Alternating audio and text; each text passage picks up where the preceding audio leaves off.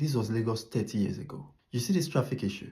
It didn't start today. In fact, Lagos has been struggling with it for as far back as 1970. So how is it that over 55 years later, we are still struggling with the same thing? I'll tell you why. It all started with the location. You see, Lagos sits on the coast, so it became a trade hub long before Nigeria even existed. By the time the British arrived, Lagos was already one of the most connected points and one of the most developed in the region. So they colonized it and settled there. By the time Nigeria was amalgamated in 1914, naturally, Lagos was made the capital. That alone put Lagos ahead in terms of development and trade. For 77 whole years, Lagos was a capital city up until 1991, but there was a problem.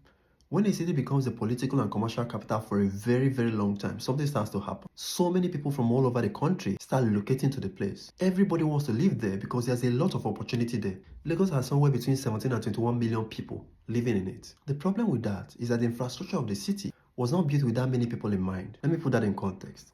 40% of all the vehicles registered in Nigeria are in Lagos. So when you have that much cars and just very few roads, naturally, traffic will become a culture in the city. We lose 4 trillion naira every year to that traffic. That's more than the GDP of entire countries. That's what we lose every other year on an issue that has remained unsolved for over 55 years. Anybody who has lived in Lagos knows that a sizable amount of that traffic is caused by Danfo drivers. There are around 75,000 of those buses moving on Lagos roads. Those buses are basically the lifeblood of Lagos public transport system. But Danfo drivers don't believe in traffic rules. They stop wherever they want to stop. But have you ever wondered why they've not been replaced? Every single Danfo driver in Lagos pays around 3,000 naira every day to Agberos. 75,000 buses times 3,000 naira. That's around 2 to 5 million naira every single day, and that's from Danfo buses alone. By the time you add keke and okadas, you will have somewhere north of 120 billion naira every year flowing through Agberos. That's revenue that has no receipt. It's almost impossible for any government to wake up any day to replace that kind of a dysfunctional system. The system is doing exactly what it's designed to do.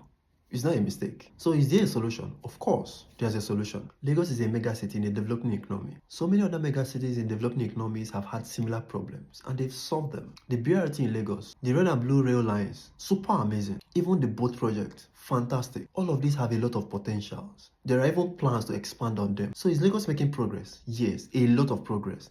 And they should be commended. But when a problem that costs a developing country 4 trillion naira every year remains unsolved for 55 years, that's not a mistake. Will Lagos traffic ever be solved?